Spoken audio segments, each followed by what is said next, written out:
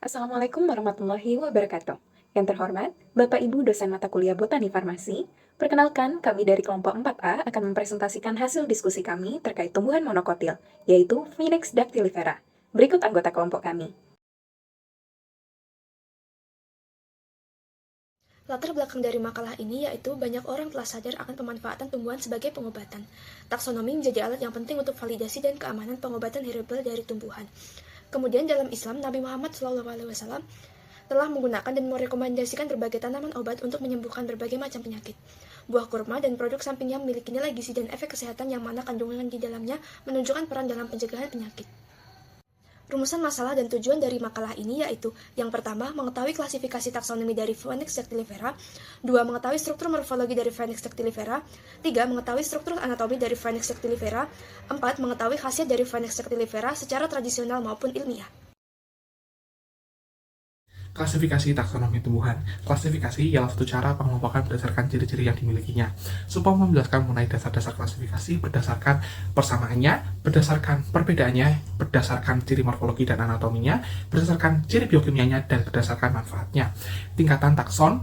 Setiap makhluk hidup dikelompokkan menjadi sebuah kelompok tertentu. Tingkatan takson antara lain yang pertama kingdom, divisio, klasis, order, family, genus, dan spesies. Monokotil merupakan salah satu kelas dari filum Angiospermae. Monokotil memiliki ciri utama yaitu hanya memiliki satu kotiledon, tidak terjadi pertumbuhan sekunder, serta jaringan pembuluh vaskular yang tersebar dan tidak tersusun dalam cincin konsentris. Menurut sistem klasifikasi dari Cronquist, monokotil terbagi lagi menjadi beberapa subkelas yang telah tertera pada slide. Lalu selanjutnya yaitu Phoenix dactylifera.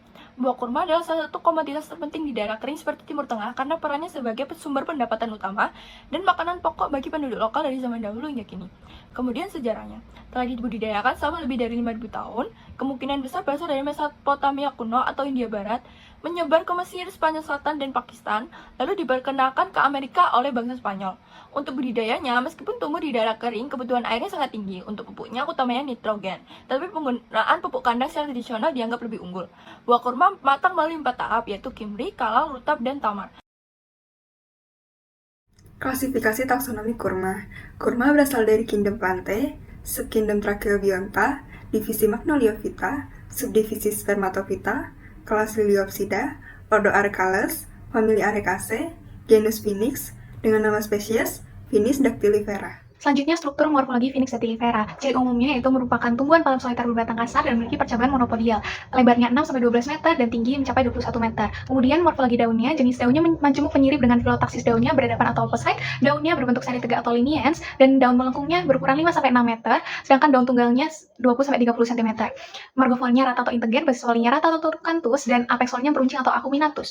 Permukaan daunnya hijau saat muda dan kuning saat matang, bertekstur halus dan nervationya sejajar atau pinnate. Bunganya termasuk bunga lengkap dan berbentuk zigomorf, memiliki sepal dan petal yang sama yaitu 3, berwarna putih krem sampai kuning pucat. Stamenya 6, inflorensinya tegak dan panjangnya 90-120 cm.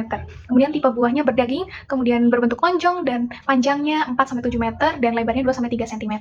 Untuk lain-lain, kurma memiliki duri pada batangnya dan terdapat duri yang tersusun berbeda-beda pada dua tepi luar daun.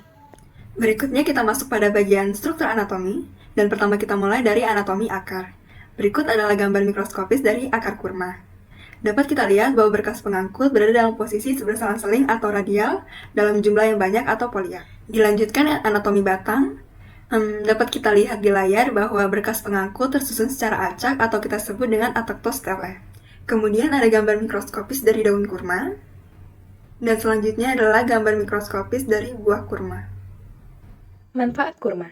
Kurma kaya akan karbohidrat, serat, vitamin, mineral, dan antioksidan.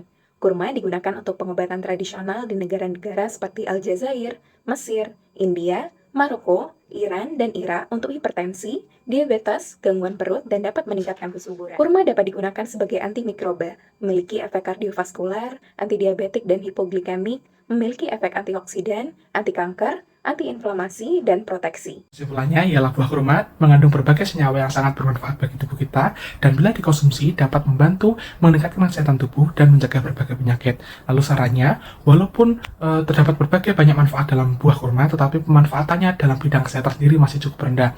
Seharusnya buah kurma dapat diolah menjadi campuran kosmetik ataupun obat-obatan yang bermanfaat bagi khalayak umum.